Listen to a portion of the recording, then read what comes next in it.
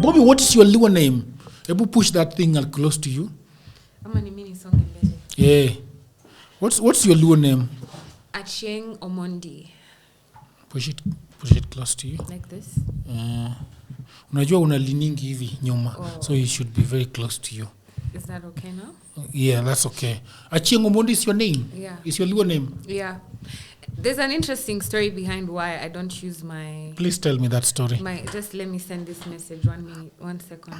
Is that your boyfriend? My mom. So, Achieng Omondi. My name is Roberta Achieng Omondi. And I use Bobbie. Everyone calls me Bobbie, Roberta Bobbie. My dad's name is Robert, and then I'm Roberta. And then my mom's name is Christine, and my brother is Christian. But then my full name is Roberta Achieng Omondi, and I don't use Achieng Omondi.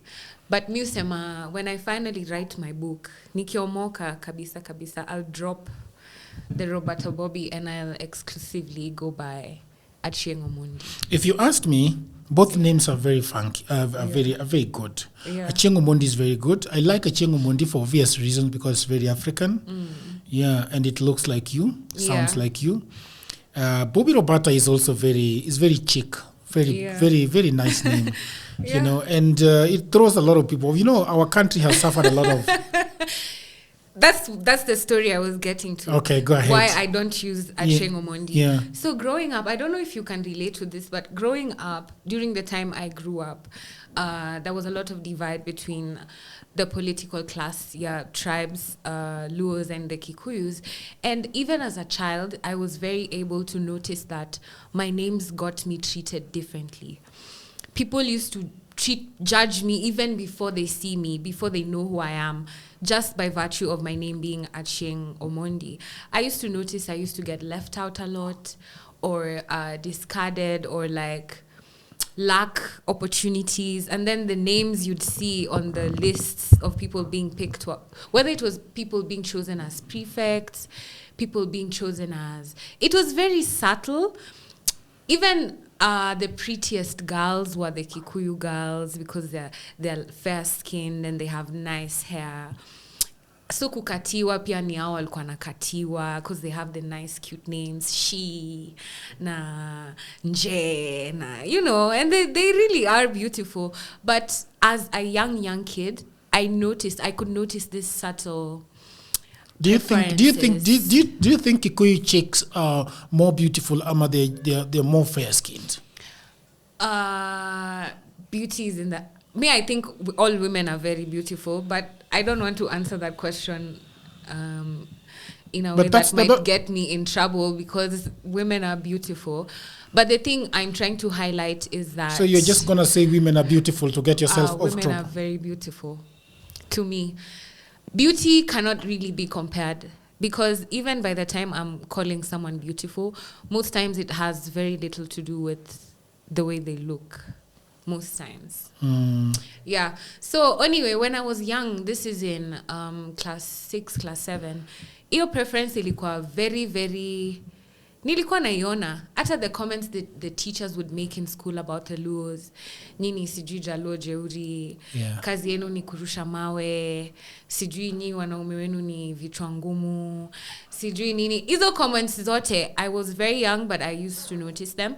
And I made a conscious decision that I'm tired. I'm tired of people judging me even before I walk into the room. They don't know who I am, how I present myself, but they already have a notion of what kind of person I am just because of the tribe they think I come from. And you see, it's funny, it's interesting, just because of my name. So I just go by Roberta Bobbie so that it's very ambiguous. Nobody knows if I'm from Spain or or if I'm a Luo girl with nobody knows anything.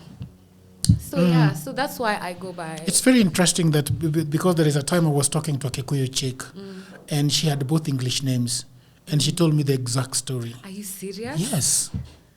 That's interesting. Yes. Then there is a guy called Alcags. Alcags is very much known in the marketing branding, and he used to be at the coast. And he decided to call himself Alkags, although he was Kikuyu, because of the kind of discrimination that was going on against people when you want to talk Bara. And then this girl is telling me in Nairobi that she doesn't want people to know that she's Kikuyu because she will never be dated by Luos. She will not be some very... It's interesting. It's very funny to see. What I think is very sad is that I was that young and I was able to tell. I was able to understand that just because I'm Luo or because my name is Achieng, I might get locked out of some things. I used to do it very deliberately. Sometimes even in my exam papers. And you have to write your real official names like in school for the exams. But I used to just know, even if it's a new teacher or something, at our history lessons, wakiongea juu ya sijui Mau and the what, they just used to make, maybe it's the schools I went to, I don't know, or maybe it's my experience. But I just decided, nope, I'm not letting anyone have the upper hand of deciding how to treat me before they get to experience me. So, but now that I've grown and I love myself and I'm obsessed, madly in love with where I'm from, who I am, my culture, my people. Are you proud of being Luo? Love it. My biological dad is from Suba. Yeah. So and your mother? My mother is from Mumias. Luya? Called Luya, I guess. So you are half? Yeah. Oh, great. So, I have suffered that a lot myself. Tell me about it. When even when people see you with a good phone, they immediately say, "Oh, Jaluo." You know? And I'm like, these Kikuyu fuckers are calling me. And if you look right now in this city, it is the Kikuyus that have big cars. Luos have nothing in this city. Yeah. We have nothing, really. We live in Kikuyu houses, we drive their cars, we fly their planes, we basically everything. Like that idea that Kikuyus, Luos had money and walikuwa na jigamba, it's all, that's why a lot of Luos are wash. Because so that they can be people. If you go to Kilimani, the people that are wash are Luo as Kisis. Yeah. Because of trying to live that life, and you cannot afford land to build, you cannot afford, So that I think is, but that discrimination is everywhere. There is a way the Luyas, they will say that they're gluttony, they like food, they like these things. And as a people in Kenya, I think we are just sort of damaging each other and sometimes for me it's very triggering. I've had a lot of fights with people who look at what I own and claim that I'm Luo. Come to my office and look at an iPhone or an iPad and immediately think an iPad is for everyone. These people that make these things do not even know that Luos exist. It's true. And I think because of it's been perpetuated over so many years, some of these conversations seem normal. It's just right now that we're starting to say, hey, these stereotypes might be funny in a setting where we're making jokes. Yeah. But when we're talking about serious stuff, do you know I've been locked out of opportunities and see my counterparts with the Wamboi Wanjiru names get picked because of their names or because of how they look, because of their skin color. When it comes to real life stuff, it's funny when we're joking, but when it comes to... Before I became Roberta Bobbie, I wanted to be a model. Yeah. People actually, sata simi nilikuwa nataka kwa model. Watu tu walikuwa wananiambia, you have the height, you're slim, you can try modeling. You look like a model actually. Really? You're always looking like a model. I think that's why I think if you are speaking the language of men, they would really like you on TikTok. Really? Yeah, but you don't speak their language. They're so pissed off. In the comments where it seems like I'm supporting them, they really, really like me. But when I start saying things that are real, they get annoyed. Yeah, so I think I don't. By the way, Roberta, I hardly enjoy Kenyan jokes.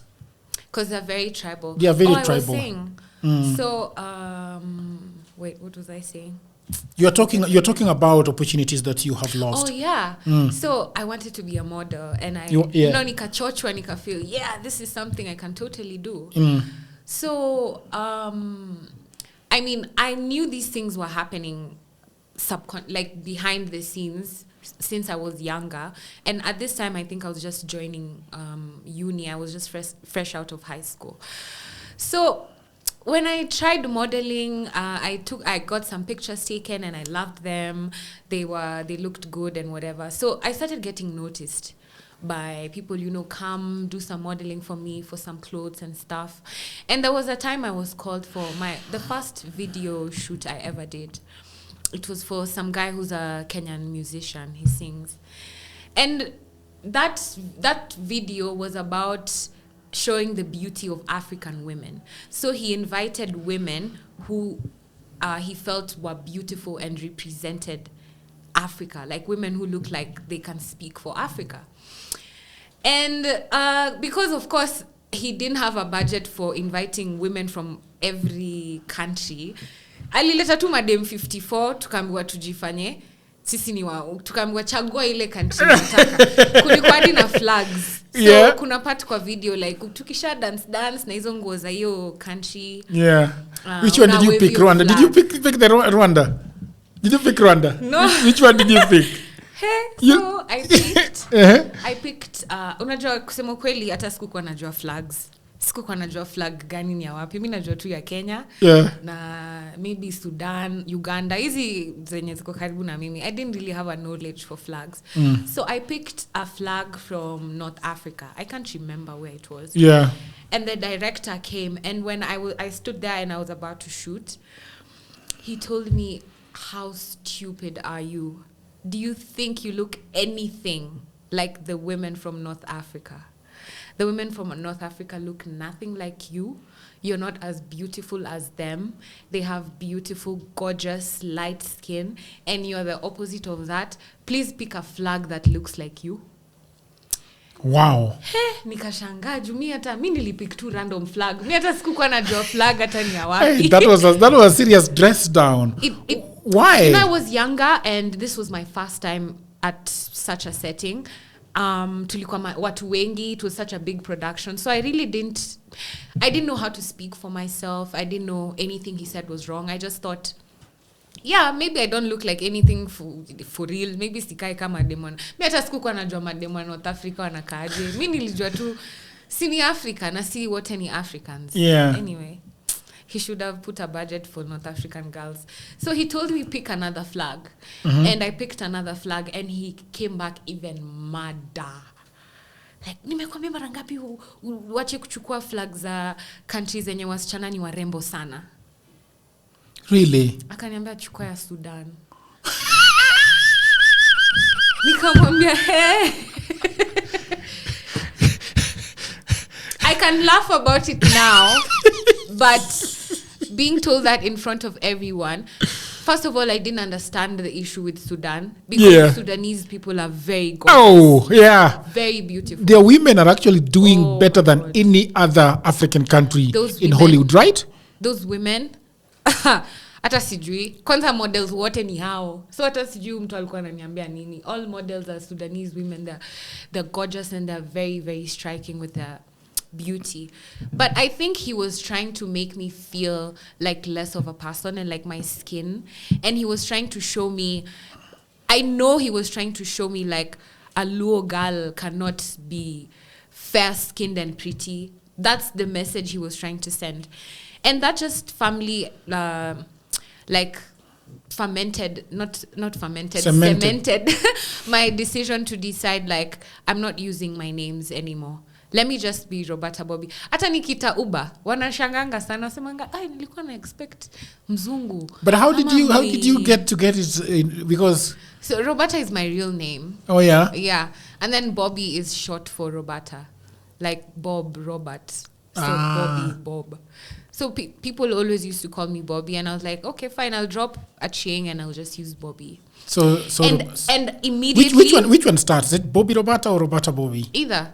Okay, Roberta is my first name. Yeah, but either. People call me Bobbie only, Roberta, and I love the name.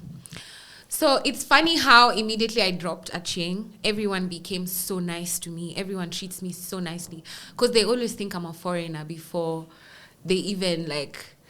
And people give foreigners, like in Kenya especially, it's a colonial mindset. I don't know why, but people give you privilege when they think you're not from here. They think maybe you have more money, juwesim to auku. So I get pretty nice treatment just by being Roberta Bobbie.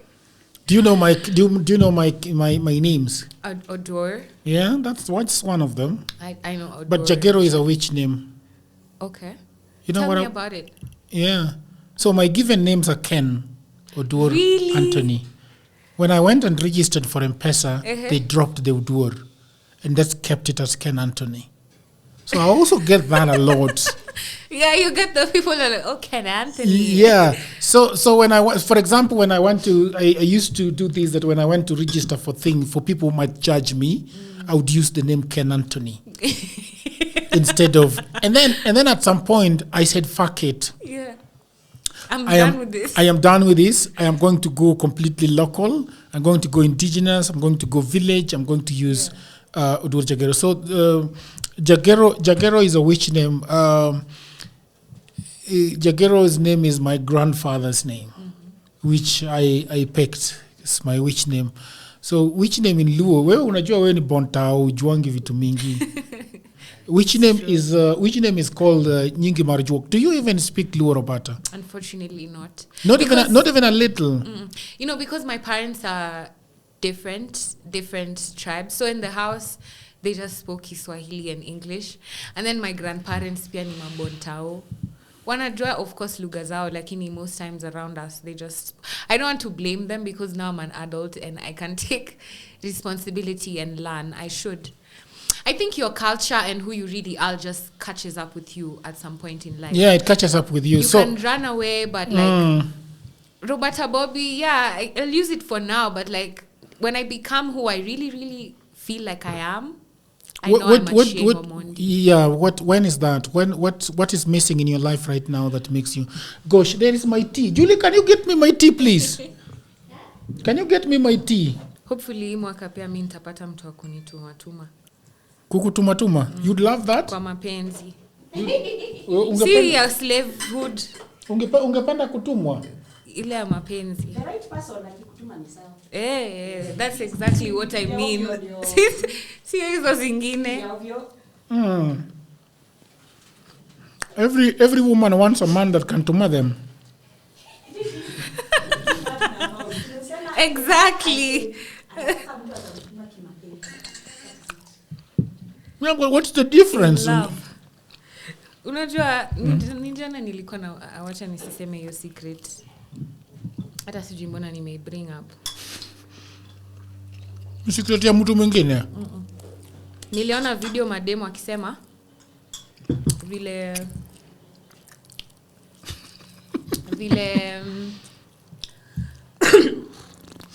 venye Julia amesema, it has to be someone, the right person who's sending you. So there were ladies who were saying, there was a video on TikTok I saw yesterday.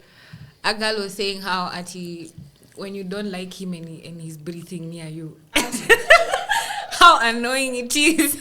What does that mean specifically? Like when you don't like him, but he really loves you, like he really is doing everything right, but you don't really like him. So everything he does annoys you.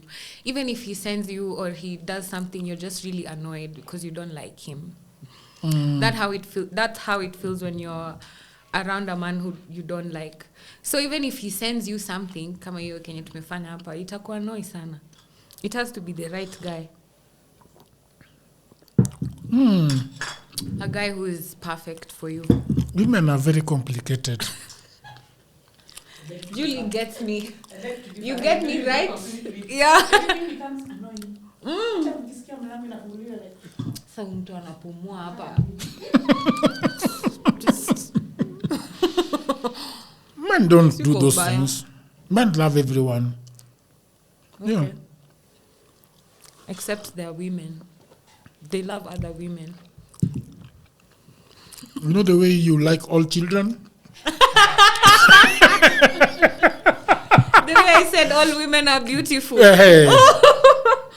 Oh my God, Jagero. Sometimes women are... Wacha nisiseme hivyo hata mimi. Ukisema Be careful.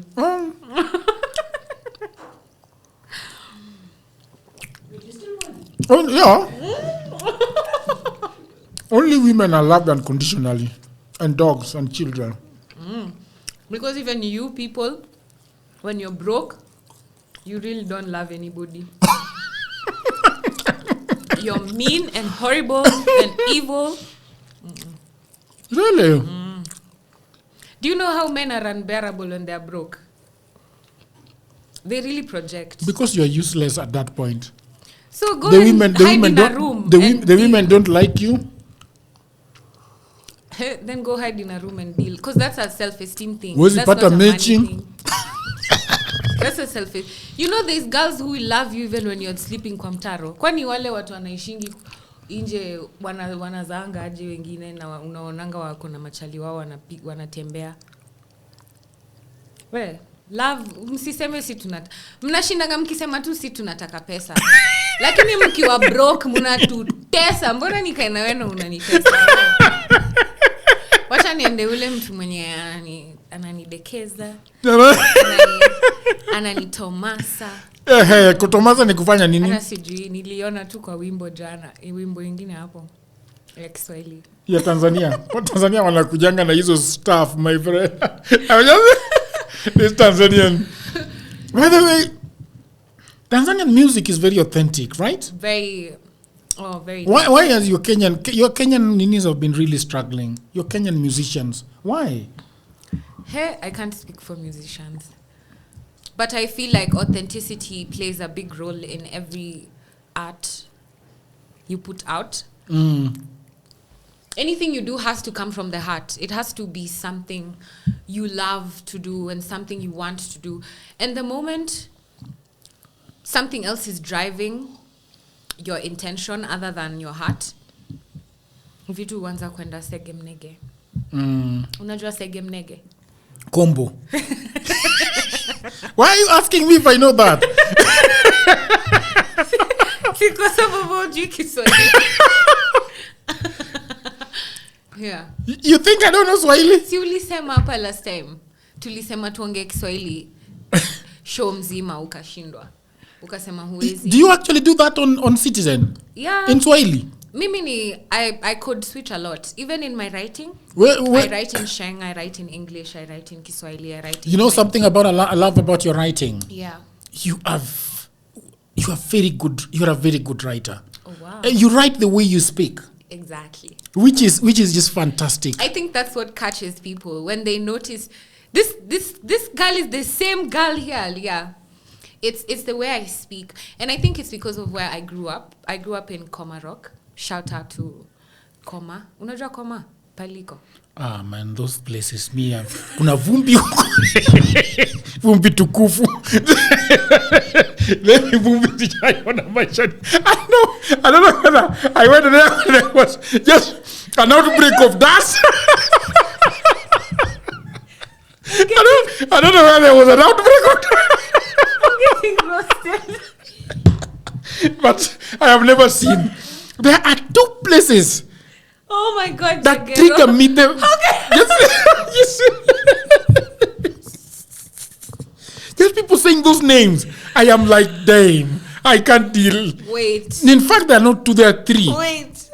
Okay, which places? There is Yukimau.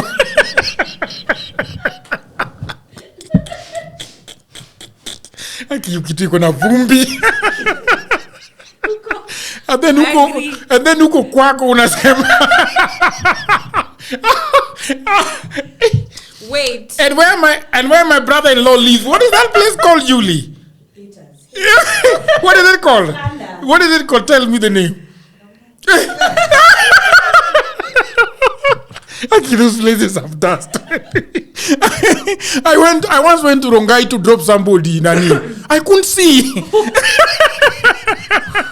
It was just like flying, like dust everywhere. Like I went to the stage to take the Uber. I couldn't see. I'm telling you. And I'm like, how do they have children living in this place? I'm telling you, that's the vibe I got. Children are gonna go blind. Afadhali watu kwa sababu wamezoea maisha lakini I'm telling you, I went to your place. What is that place of yours called? I went there one of those days to visit a friend, and then I even got lost. Alikuwa ananipigia uko wapi? Na mimi niambia turns out that supermarket that I can't remember were like 4 of them there. So I went to I was at the wrong one. But there was no Uber, there was no taxi. So tulitafutana. Do you mean Komaro kile ya Ukambani? Sasa unajua sasa mimi sijui. Sasa wewe unasema kuna ya Kambani. Kuna ile ya Ukambani na kuna ile iko karibu na civilization. I think there's a difference. You know what? Wacha tu niendelee na story yangu. And then there was a time I was in Kitengela. I'm like, what the hell is going on in this town? Umezoea Kilimani hujazoea. By the way, let me tell you the reason why I've never left Ngong Road. It's because of those problems that these other places have. There are estates in this city that are constantly having problems. I went to live where Julie, that place that I was living in is called what? Karibu na Nyayo Estate. There is a place called Tasia. That shit is bad. Like I always tell people that Nyayo Estate is like in the middle of Eastern Island. Because so this is the gate A. I don't know. Julie ile yetu nilikuwa ni gate gani? Gate B. So uko gate B unateremka Tasia. And then suddenly it's just waterlogged. The whole place. Like if you're going to town and it's rainy season, there is no way to go to town. Yes, you're just gonna be you. Unajua hizo estate ndo zilikuwa kusema tukigrow. Which ones? Like me nikigrow up. Hizo ma estate, hizo ma Buru, Tasia, Embakasi, South B. I used to live in Jericho. And it was full of retirees. And they were looking so downcast. I was fuck. People are dying. People are dying in this estate. Me, I can't be here. I felt so bad about it. Like I was just constantly seeing weird old people, and I'm like, no, I can't deal. So I felt bad. I actually thought there was a disease there that was gonna drop on me. Hiyo time ulikuwa umeomoka ama bado? Wapi, nilikuwa shida. Nasa ulihama aje? I needed. Have you been somewhere, Roberta? You're saying, hapa nisipotoka kitu itaniua. So it's do or die. You just have to do. No, I left. Yeah. I felt really, really bad about living there. So there are places I don't want to go in this city. I'm telling you, I think it also reminds me of poverty. It reminds me of like I used to live in Landemawe. Where's that?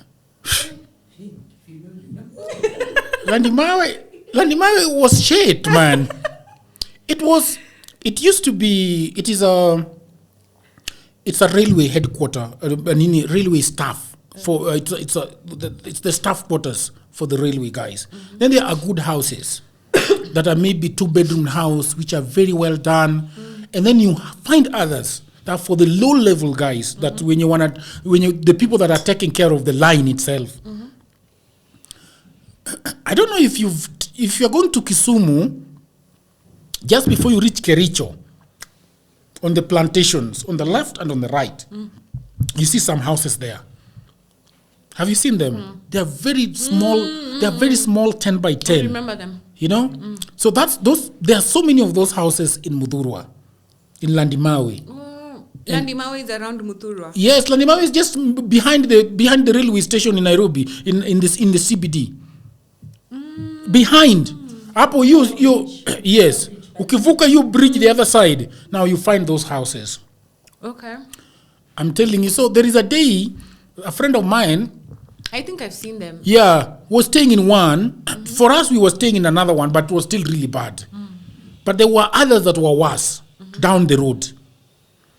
And this guy, I don't know why Pascal was telling me that. Pascal actually came up with a theory that hizi nyumba zikuwa za binadamu. Hizi nyumba zilikuwa za farasi.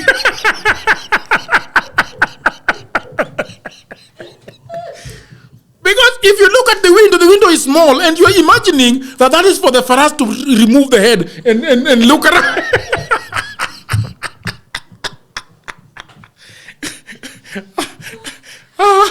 I'm telling you. What you know this is serious stuff. It might look like you are looking down upon, but I'm wondering how people were building houses for people to live in that way. Like a 10 by 10 with a small window, this size. You know, the thing with poverty is that once you realize you can make it out, and once you realize you can always do better for yourself, there's always a subconscious impending fear of going back. Yes. So I think it's very valid to be like, kuna estates sipendi kwenda. Because me, there's things I don't like doing. Let me tell you. I think so. This episode might seem very, we are speaking from privilege, of course. Me, I'm not speaking from privilege. Yeah. You speak for yourself. No. This is privilege because at this point, you have choice. Uyo mwenye ako kwa hiyo stable house, hana choice. That's what it's called. Sinaka stable. If it looks like a stable, thank you. People who are living there don't really have like the choice maybe to say, oh wow. Thank you very much. This is Abedi. Thank you. Yeah, a very young man. Abedi, do you have a woman? Yeah. Okay, good. Thank you very much. Those are the guys we like. Why do you keep looking at yourself in the mirror? Because I don't want the foam on my. Oh, I'll tell you. You don't trust that I'm gonna tell you. It'll look like something. You don't trust that I'm gonna tell you. I do, but like. I don't think. Anyway, I was saying, utakangi kurudi, because unajua hiyo maisha it forms some traumas in your head. I am for me, I think I'm a walking trauma. The other day I was with unachekelea mimi bana. The other day I was with Doreen, the holistic sexual coach from Uganda. Oh, the bread is warm. Yeah, that's a pity, my friend. You want a man that can bring you such warm bread. My man does this. People are like, fuck, this lady is claiming that somebody just dropping flowers. Yeah. Na haitaji mechi. My man feeds me. I normally talk like I'm single, and I think it confuses people. Because to me, I'm single until someone marries me. But like, the man I always, someone asked in the comments, why does she talk in plural at the men? Kwani, how many men does she date? Let me tell you, I say men because I'm trying to talk about like generally. I'm not speaking about myself okay, yes, it's a story about me, but like I'm trying to show you the caliber of all the people I hang around. Whether it's just men who are my friends or men who I'm actually dating, everyone in my life has standards they have to abide by. And it's not for me, it's for themselves. The other day I was speaking to Doreen and she was telling me that, Chakero, I've had you for some time and I don't think that, I think you're still very naked. What does that mean? Naked in the sense that she doesn't believe that I have come to a place where I feel protected by either what I have made for myself and the people around me. So she was telling me that you need to start knowing that a lot of people would protect you if you were to. So I was telling her the story of being an orphan in the city and lacking school fees, lacking fare to go back to Mudurwa, going there. And you go there and you left the house really cold. You find it cold.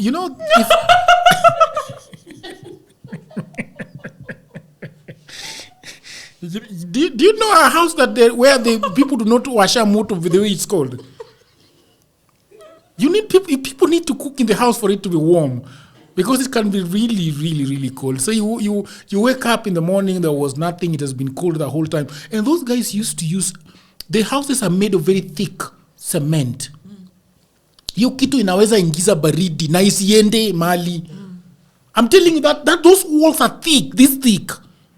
And then inakunywa tu hiyo baridi the whole night. Ayachili the whole day. Ni kama tu barafu. So you get out of that place, you go to school, and you didn't eat anything, and then you come back, and just the way you left the house. It's colder. It is colder. You know, and I always tell this story of my jirani. My jirani was a Kuyo guy that was working at Mudhura market. And there's a lot of food those guys were selling, and there is a lady called one of the daughters is called what was her name? This Kikuyu name, no, I can't remember the name, but it starts with a wa. Like every other Kikuyu. It's just with a wa. So this girl was very notorious. No. I've forgotten the name. She loved cooking chapos. Huyo msichana alikuwa anatengeneza chapo every other day. She used to sing while she's cooking the chapo and the meat. And they had all the spices in the house from Mudhurwa. And then this guy, this uncle of mine, was given a 2-bedroom house. Akasablet the bedroom. So that's the way those houses were. So this is the house, yeah. So this is the sitting. This is the sitting room, a little bigger, and then this is the bedroom. But both of them have doors. So there is a door here to the sitting room, and there's a door to the bedroom. There was no door connecting both. Okay. Yeah. Okay. So the guys have let the bedroom to somebody else, to Nyambura. Her name was Nyambura. So the father used to call her Nyabrai. Nyabrai. So this is what it was like. And then there was another house somewhere here, a small one, like the one you make for your sons. There was a small cubicle here. I'm telling you, it was smaller than a 10 by 10. I think it was 7 by 7, because a normal bed couldn't fit in there. So you had to go to the fundi and measure where are you gonna utaingia aje na And then there was a choo outside here, and that choo was shit. So these guys, there is a wall between the bedroom, of course, and the sitting room. See here. Yeah. But this wall was not going all the way, because they assumed it's for one person. So the wall ilikuwa inakuja hapa. So there is this space. So these guys are cooking chapo here. These guys are cooking chapo here. I'll tell you, chapo here and meat. Yeah. With spices. With spices. Now huku kwetu baridi. Baridi ya block. Hakuna moto. Baridi ya block. And then, so there is this one day I remember so vividly. It will never, this thing is scarred in my brain. It's a trauma that I don't know how do you therapists remove trauma from somebody's head? You accept it or what? I don't know. So anyway, I'm telling you a story. So Nyambura starts, doing chapos. Yeah. She used to start doing chapos at around 4, all the way to 6. And she just keeps cooking and singing. So I come to school from college at around 6:30. I get in the house. I go to the kitchen. There's no sugar. There is no unga. Hakuna mboga. Hakuna kitu. I'm telling you for sure what I saw in that kitchen were roaches. So, see, I come. I sit here, and suddenly, the family has all come the other side. They have sat down, and they were eating the dinner and watching Swalem Doi. You remember when Swalem Doi started? Yes. All the attention that was on him. Swalem Doi. And I used to only watch Swalem Doi in school, because that's where the TV was. We didn't have TV here. So suddenly TV is going on. Swalem Doi and the way he started his stuff, Yeah. And then this guy started eating as a family. And then the aroma just wafting all the way to this other side. And do you know, I wanted to listen to the news. So I sat, because mostly what I would do is that if they were eating and there was njaa this other side, I would just exit the house and until it quiets down. All that roof goes away. So then I'll come back. You know? So that day I wanted to listen to Swalem Doi for some reason. And have you ever heard Swalem Doi on audio only? Just audio. It's just like a radio. Yeah, okay.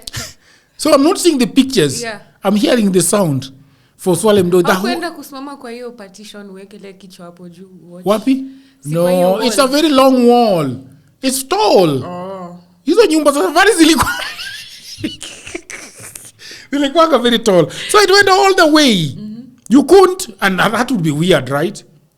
I'd see ati nilikuwa mtoto. I was. Oh, you said you're in college. No, I was in college. So Yeah. there is that kashem that is also there. Yeah. You see? But you see, the funny thing that Nyambura also knew that there was a lot of hunger this side. So sometimes Nyambura would give you a chapati. Shout out to Nyambura. Yeah, Nyambura reached out to me the other day. Oh, wow. Yeah. How is she? Nyambura had the most beautiful bum I have ever seen. Oh, my God. You know? Julie, don't worry.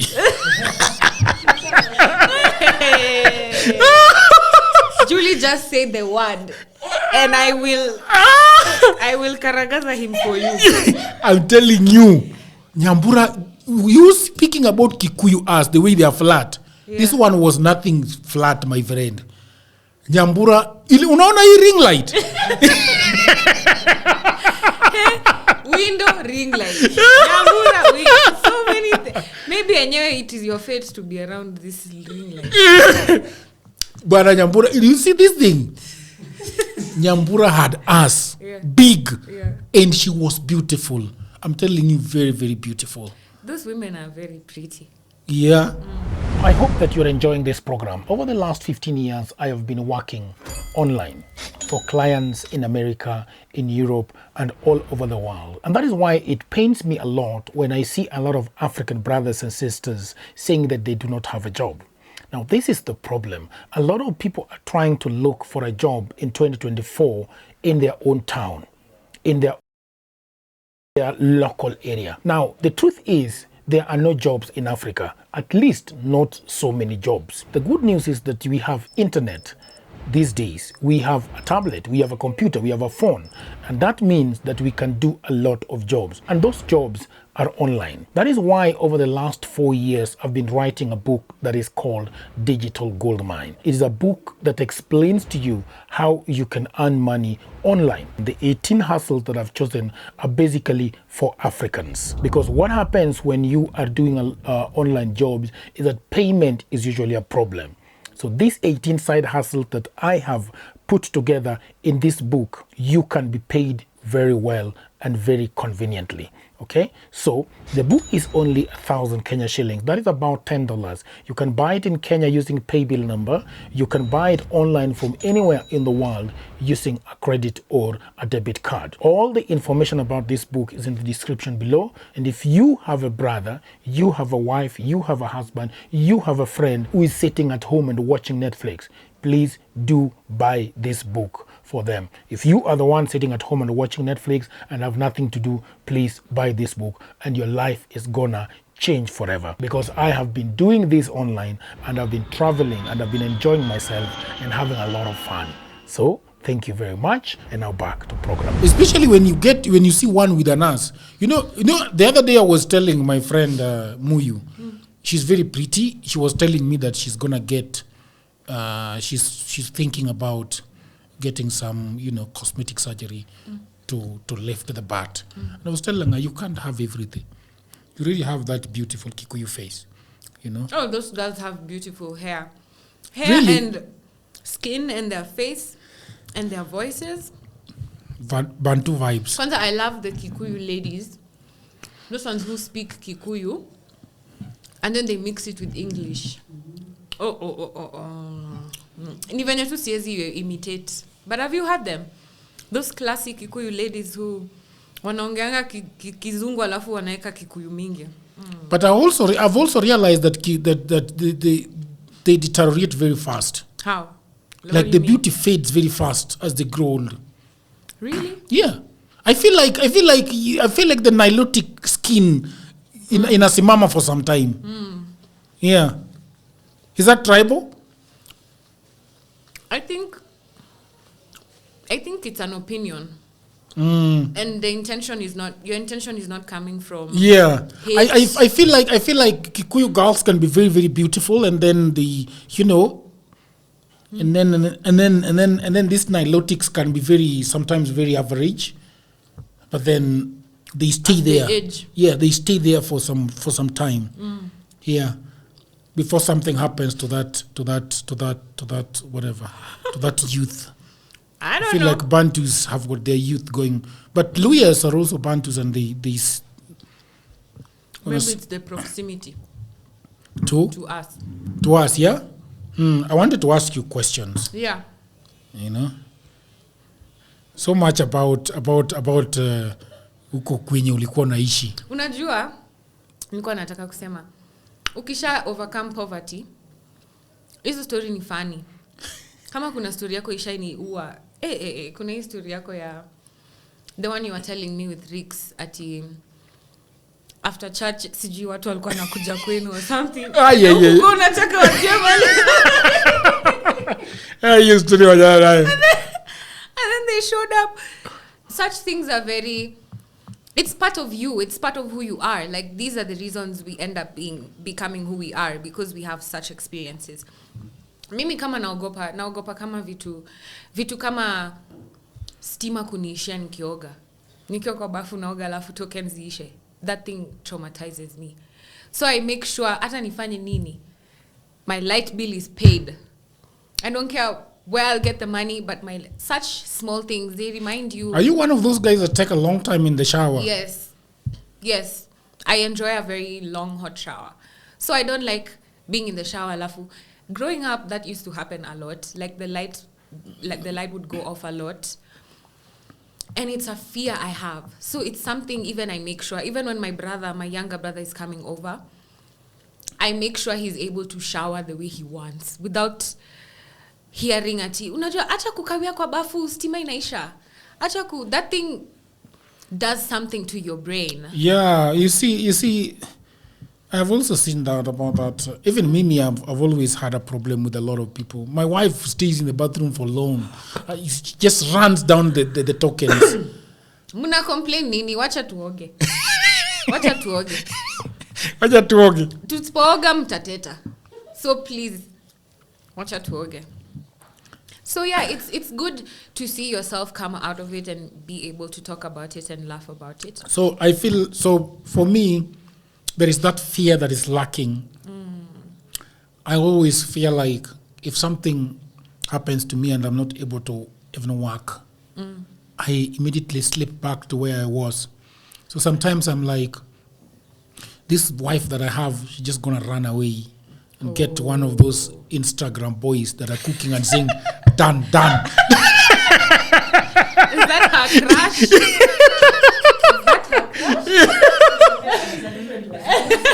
Done. Some of those boys, we don't like seeing them online. Those ones are attracting women. Why do you go to the kitchen and then start cooking bare-chested? Put on some clothes. It's a C show, by the way. Our men are doing those things for us. So you better step up. If you know that's what Julie likes, you better start doing it. Nisha kwambia. Just take off your shirt and, flex your muscles there in the kitchen with the pan and... Yeah, I'm glad I know how to cook. She enjoys my food. I love that. I love that. I love a man who loves to serve his woman. It's very attractive.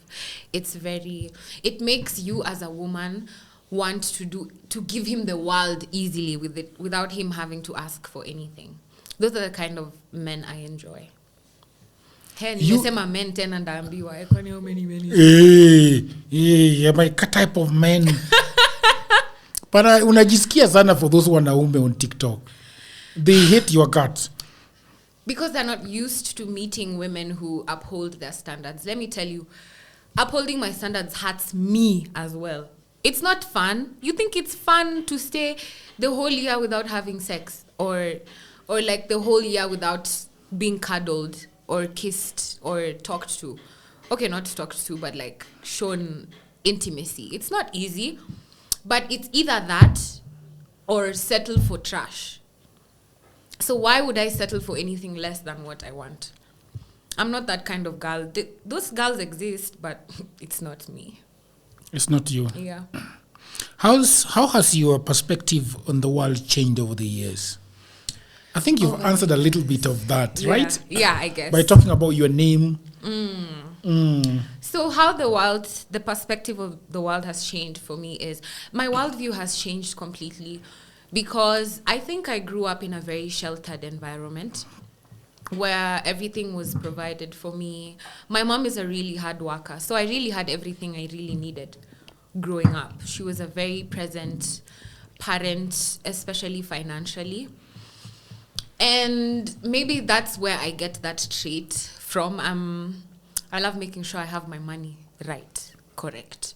So I think, but as I've grown up, I've started to see that life is not as difficult as maybe I grew up thinking it was. I grew up thinking the world was dangerous and angry and hated me, and I had to struggle to get everything I wanted. And essentially, from someone else might have the same perspective, but the more I've grown up and the more I've been able to do things for myself as an adult, I'm starting to see it's just about kujituma. Most things are a decision. It's just about, do you want this? Okay, yes, go. Do you want this? No. Then leave it alone. It's just about what I want and going for it. So I think this mindset has made my life easier for me. I love life much more right now. I feel like I'm settled and happier and much more relaxed than I ever was growing up. I grew up with a lot of anxiety, uncertainty, fears. But I think now I'm at a place where I'm able to enjoy my life. Do you feel like sometimes the anxiety visits you and then you say, no, I don't want to slip back there. Please, that phone call can wait. I need to shower. I just need to get ready. Because I used to, until very recently, I used to want to pick every call. I used to want to check my emails every now and again. I want to get back to people as soon as possible. And then I just started realizing that this is not good for my health. I am constantly on the move, and I'm not listening to my health. I'm not listening to anything. So these days, I just want to have people also sometimes wait. Yeah. You know? Yeah. Surely, like my brother likes calling me a lot. Yeah. And that is fine. But, my brother is somebody that if he wants to talk to you within the hour, he wants to look for you within the hour and get hold of you. You see? And I've just realized, chill. It's not urgent. Yeah, it's not urgent. And then when you finally shika that phone, anakusalimia tu na anaanza kucheka tu. Yeah. Yeah. So that is what for me I have realized. And like the other time my world has changed, and I've realized that the world have no spotlight on you. It doesn't have any spotlight on you. And there's a phenomenon by that name, the spotlight effect, where where we go through life thinking everyone is looking at us. Everyone is that's a thing? Thinking, yeah, it's a thing. Everyone is thinking about you. That's why you'll walk out and think, how does this trouser make me look? Will everyone see that ilikuwa imeraruka hapa na nikashona? But I promise you, no one gives a fuck. No one is thinking about you like that. It's you. It's all in your head. Yeah. And once you start to realize that, you stop giving importance to people's opinions, people's emergencies, you just focus on yourself. And I like the question you just asked, like, do I ever get that anxiety? Yes. I think that anxiety is part of our lives. Like, especially like people like us, when you may discuss, we probably have poverty. Okay, maybe I didn't grow up poor, but like we have those traumas of the things we don't want to go back to.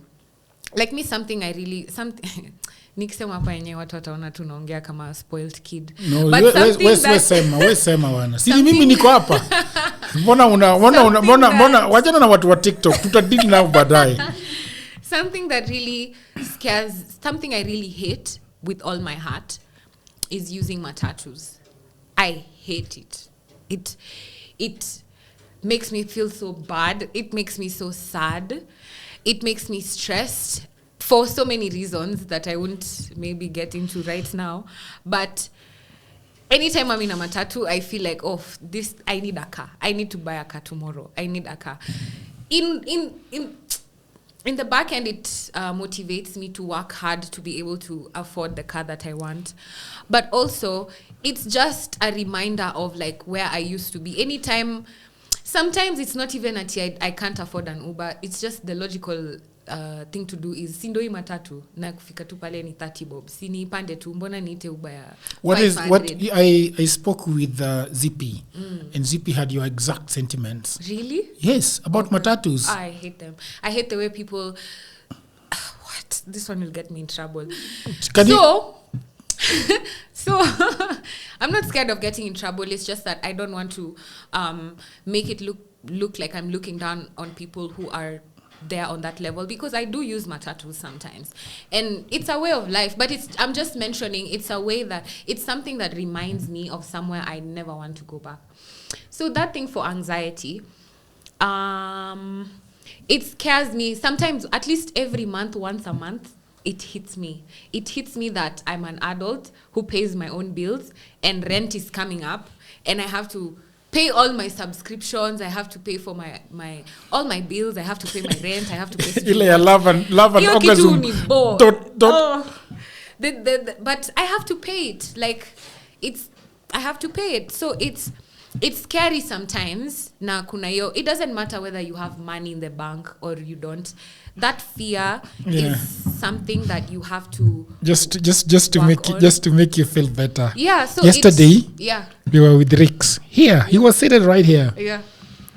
And he wanted to go back to Banana, and he told me he was looking intently at his phone, and he's telling me, "Oh shit, I'm going to go into a matatu." And then, so there's many people who feel it. So he looks at the Uber. He looks at Uber and says, okay, from here to Banana was coming to 970. And then he says, okay, maybe I should take it from town. Yeah. Then he checks and realizes 700. Hata hakuna difference. Umefanya hiyo kitu.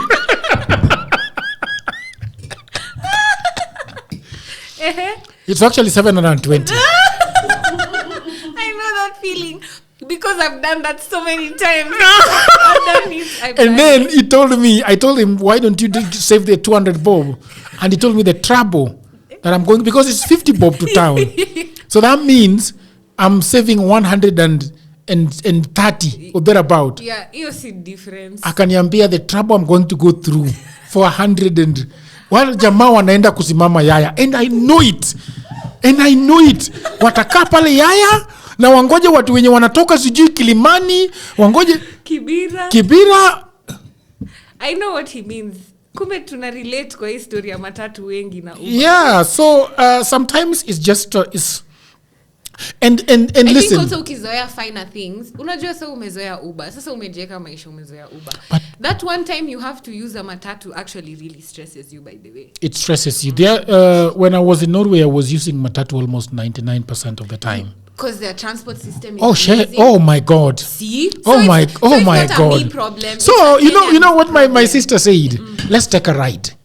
So instead of taking the one to town, so it's like instead of taking the bus from here to Tao, we took the one that goes to Karen, then goes all the way to Langata, and then goes round to town. So instead of going to town, we said, okay, let's enjoy the town. Let's just sit in the bus because it's the same price. You unakata ya 1 week, ya 1 month, and you don't need to pay fare again. Ona sasa. Unaingia matatu ya Rongai du. Unafika dusty na kunyonga mpaka Umenukiwa jasho, watu wafungui dirisha kwa matatu. Wanakohoa. Wanakupaka mate. The way men love sitting like this. Amekufinya kwa matatu na miguu zake ziko hivi. By the time you leave that matatu, you're actually so pissed off. When I was working an 8 to 5, that was my 13th reason. I used to hate my job. And then I leave my horrible job. I go to a matatu. By the time I reach home, it's 3 hours later. I was feeling like I want to murder someone. 3 hours on the road. Imagine. Because I used to connect 2 matatus. Nikajiambia, yo gari. Na I park this year. My goodness. So Rick akafanyaje? He took the Uber.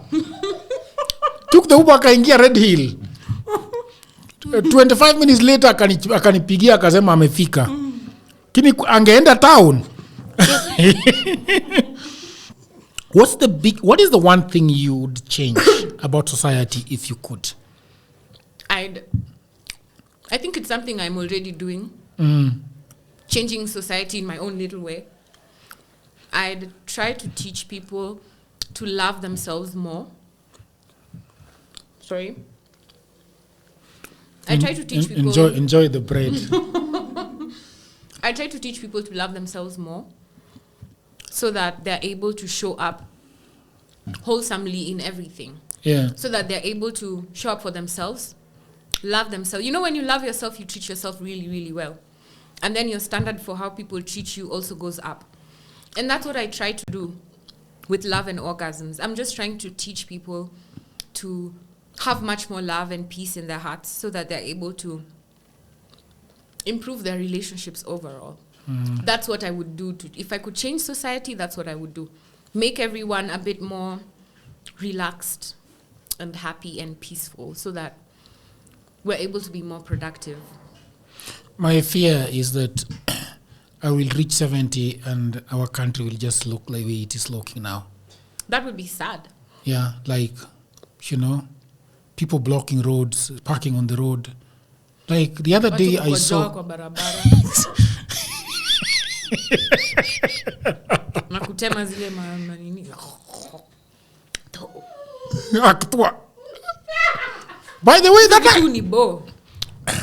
By the way, Roberta, there is something going on that is the Agak is always putting it online. Aktua thing. What is this thing really? Hey, me hata sijui. Wewe unajua. Lubrication. It was a girl on TikTok trending. She that to kuashiria anatema mate. That's what it was just to show, I guess. Lakini mimi sipendi watu wenye upaka mate kwa vitu. Hata wale unatema mate kwa barabara. What's your greatest fear and how do you manage it? What's your greatest fear? My greatest fear has already happened to me. What's that? My greatest fear is my mom, losing my mom. Okay, it hasn't happened to me until I've lost my mom. But like last year, my mom was diagnosed with cancer. That was literally my biggest fear on earth. And it happened. I don't know if I'm the one who manifested it because of fearing it too much, but that actually really changed my life. You feared it for your mother or you feared it for somebody close to you? I feared it for my mom. I feared my mom not being able to experience my Thanksgiving before she's too old to, or like before she leaves the earth. Because my one goal on earth is to just make my mom happy and relaxed. That's what I want to be able to give to her. So when we got that diagnosis, I had just lost my job, which shook my world. It was like, oh shit, now my mom has cancer, now I don't have money, what am I going to do? So these things happened to me in the same time, My other fear is poverty. So now I've been thrown in this situation where I have no money and my mom is possibly going down this road of actually me losing her. So I think these things happened to me to show me that you can literally go through anything and come out of it. So it scared me a lot and it really changed my life. But then it really taught me that I can get out of anything. My biggest fear still can't destroy my life. So yeah, I was very scared, but my mom is doing so much better right now. And I feel like my finances have been in check ever since I lost my job. So I've been okay. Those are my biggest fears. That's great. I hope your mother regains her health. How is she doing? She's doing so much better. She's healing. She's recovering. She had the surgery done. She had colon cancer. And when she was diagnosed, she was told it was stage 4. So you can imagine the fear we had because she looked very healthy. Everything was fine. She looked fine. So to be told she has stage 4 colon cancer, what? That was so shocking. Yeah. It was so shocking. Was it really established that stage 4? So when she went to India for surgery, they staged it at stage 2, which is a miracle. So now stage 2 is not as lethal as stage 4, which meant managing it is much easier and ilipatikana early. So she got the surgery and she's fine. Yeah, she's so much better now. Okay. We wish her the best in her recovery. Thank you. How do you define happiness? Happiness to me is peace. I always say this thing where people ask me, what are your life goals? What goals do you have? Like, what's your 5-year plan? Or in 10 years, who do you want to become? I think I've already achieved my goals. By 25, I had already achieved my goals. And when I say this, people get confused because most people's goals and achievements are pegged on materialistic stuff or like financial stuff. When you ask people, what's your goal? To drive a Maserati, to go to Paris. But mine has always been peace. Because I grew up in a very chaotic environment. Like I said, I grew up having so much anxiety. I was consistently in my fight or flight. So I moved out of my mom's home when I was 25 years old. That's 3 years ago. And that night, when I was moving out, I didn't have anything. I didn't have money. I didn't have a plan. Hata sikuwa najua ku house hunt. Mi mtu aliniambia kwa hii building yetu kuna keja, kuja uangalie. Na nikaangalia na nika move in after 3 days. I didn't know anything about bills. I didn't know how I was going to pay my rent. I didn't know. Why did you move? I moved because of trouble at home. I grew up in it was a very emotional, abusive situation, sometimes physical. And I just needed to go. It was time. Nilikuwa nimefukuzwa home mara mob. Nilikuwa naambiwa ngwa nihame, nitoke kwa hiyo nyumba. You know, my dad is a different guy from like the guy I grew up with. I have a biological father who's the guy from Suba. So which is not this one that you lived with not till the recently. one I lived with. So there was always that difference of like feeling unwanted in this home. It wasn't outright at yatukutaki, but during arguments there was always that thing for toka kwa nyumba, hama, ishia. So something happened that pushed me that day, and immediately I went and looked for a house and I moved. I didn't know anything. I didn't have anything. But that night in that house, without anything, I had nothing, just my mattress on the floor. That was the first night in my life where I had the most peace I have ever felt since I was born. That's the first time my mind was quiet. I didn't even care. I didn't care that I didn't have money. I was not thinking, how will I do what? Where will I go? My only thought, I remember waking up in the morning like, yo singizi ilikuwa tamu. And from then on, my life has been amazing. So I say I achieved my goals at 25 because that's when I moved out, and that was my ultimate goal. That's the first time I felt so much peace in my life. Could that have been the toughest decision you've ever made? Yes. Because that was my next question. Oh, okay. Toughest decision, I'd say, okay, right now in hindsight, it wasn't, if I were to make that decision right now, it doesn't seem tough. But being at my age with nothing, yes, I wouldn't say tough, I feel boldest because I was going to start a new life without knowing anything. And I went anyway. I had so many fears around, I'm leaving my mom. I've never been away from, my mom, especially financially. I'm so used to her doing everything for me, but this was me going to start my own life. So I could say, yeah, it's pretty up there. It's close to being the scariest thing I've ever done, but it's the best decision I ever made for myself. Yeah. Yeah. How do you cope with the uncertainties of life?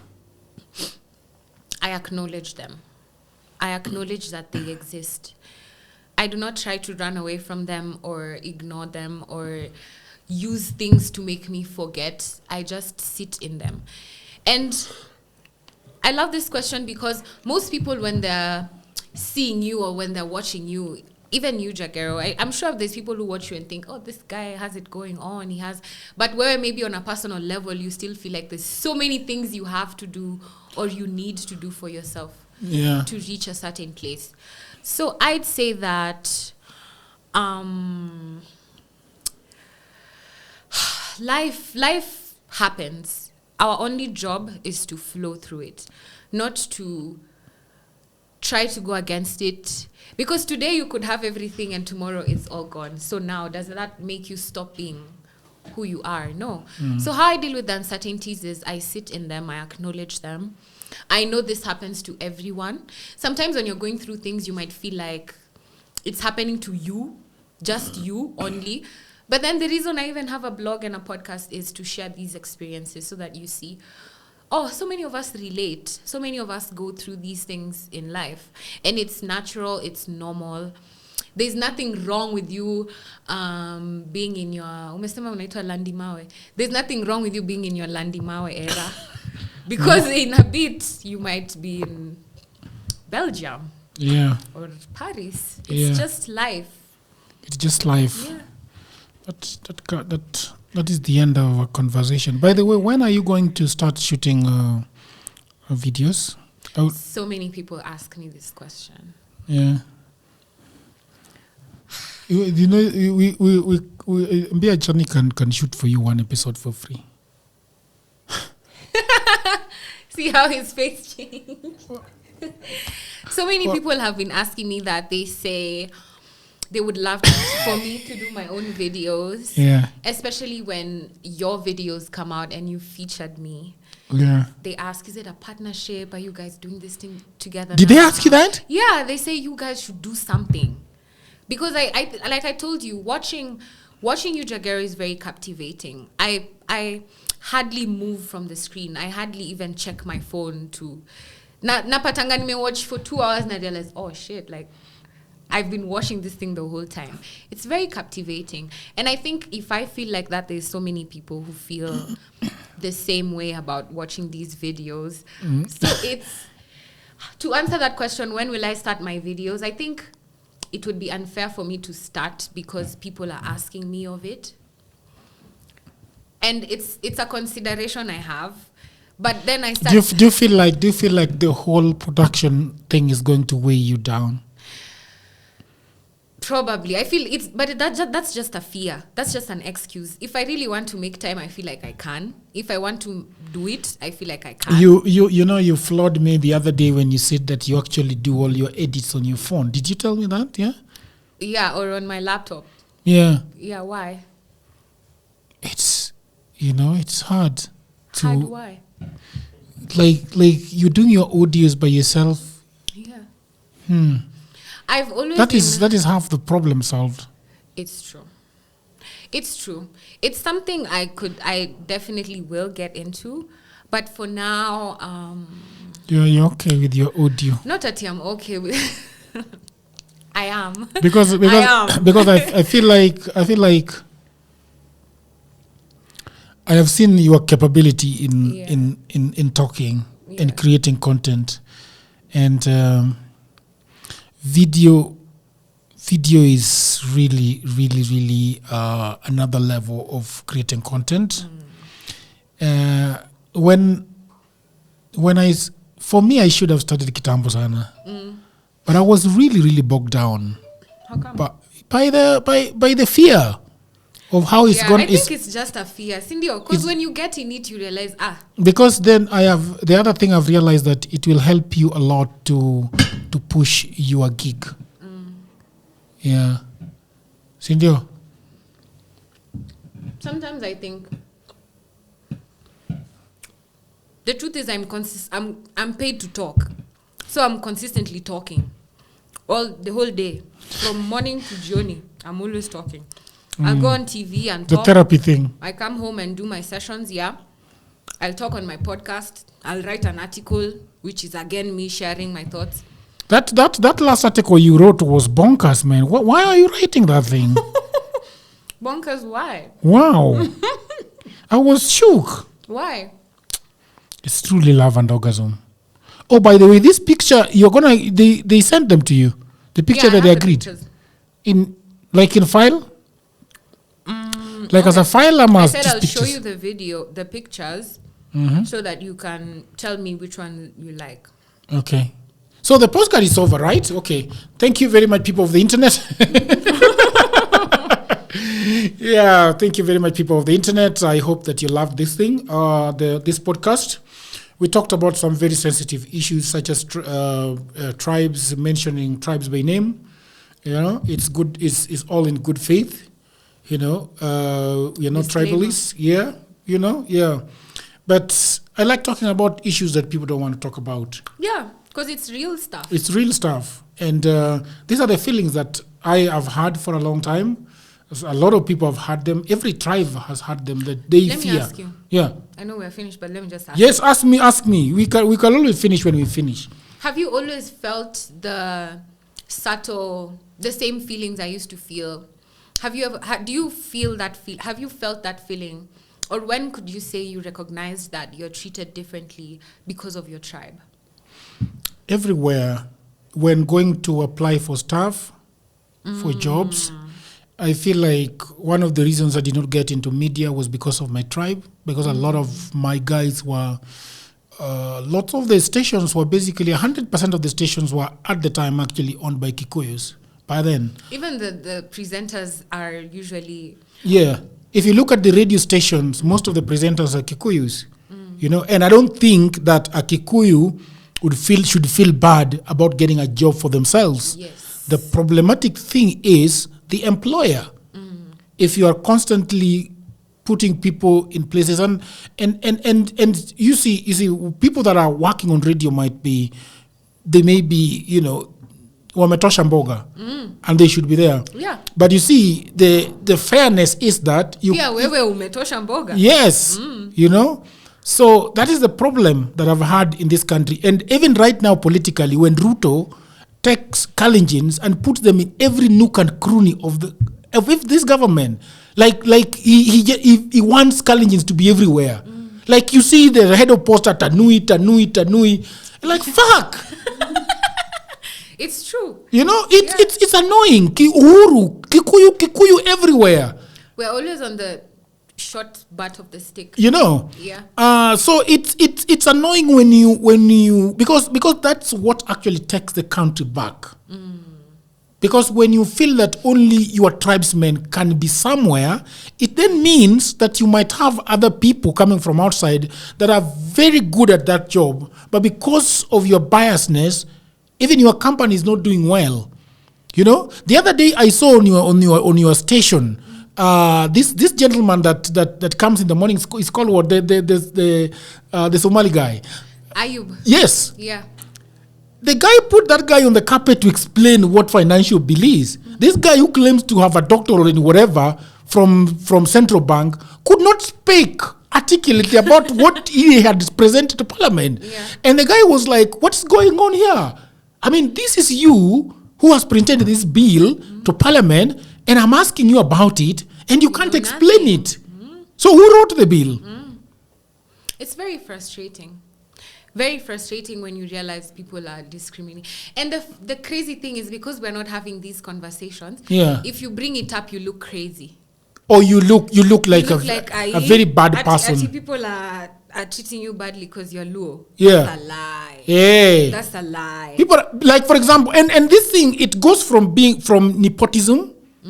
You trying to... There is a guy in our village that was actually just employing his own people to Kenya Railways. Like, all of them, he took everybody to Kenya Railways. Then it comes from nepotism. Then it goes a notch higher to tribalism. Then from tribalism, it's got a notch higher to racism. You know, I was in Frankfurt, Germany, and this young girl, I think is just 27, who is a border police officer, is coming and asking me that, do you know when you're going back to Kenya? I'm like, what the fuck are you? What? Why would she ask you that? Because she was trying to establish that I'm riding away from my country to go and settle for good in Germany. So I asked her, how? I don't understand. And what's the problem with that? And if you wanted to settle in Germany, what would be the problem? That would be problematic.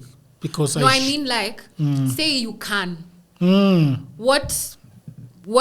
Where is she asking this question from? So I was like, I don't think that's the question that you want to ask.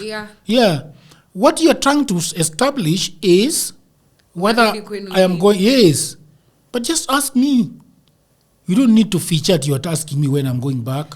It's very annoying. The same day, when I was coming out of Norway, the same people, the same white people are asking me, how long have you been in Norway? I'm like, you are seeing it in the system. I can see you looking at the screen. You can see when I came back. And then at the end of the day, she's asking me, I'm asking you that because of the note that was left by the border patrol officer that let you in. So then if you're seeing the comment, then you're seeing every date. So why am I asking you? They would never ask a white person. No, they can't. This interview is over. I hope you enjoyed your bread. I did. Of course I did. Yeah. People of the internet, thank you very much. Consider subscribing. If you want to come to the show and have a chat with me, you can always come. I'm looking for somebody who can talk about lesbianism, gay, queer. If you really want to talk about that, I'm really looking for somebody to talk about that, because I've got a lot of questions to ask. I've got a lot of clarifications. I need. And I'm somebody that really wants to have honest conversations. Yeah. The other day I asked a Christian whether they think that being a lesbian is bad. And she looked at me and said, I don't know. I don't know if it's good or bad. I like at least she answered that way. Yeah, she's just said, hii kitu imenichanganya tu. Sijui. Till another episode. Bye for now.